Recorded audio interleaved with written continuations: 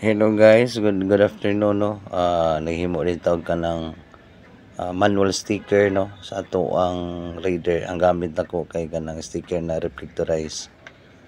Mo na siya gitiris nako gamit ang oil ug bond paper.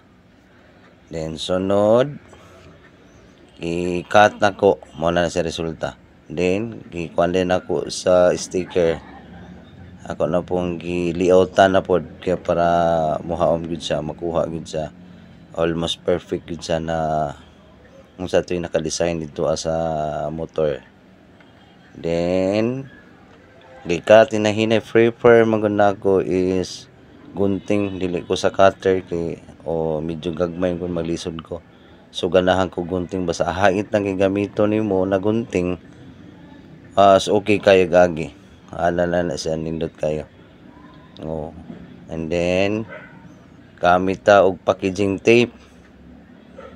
Naon na to tawa guys, so ipapilit nga na.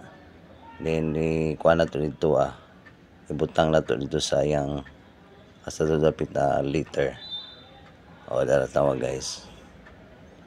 Ang first pa na ang isa ka portion. Diara mo na ni ang resulta guys. Ang orange gisyado nako sa itom kay para unique sa tanawon para na sa design na nindot.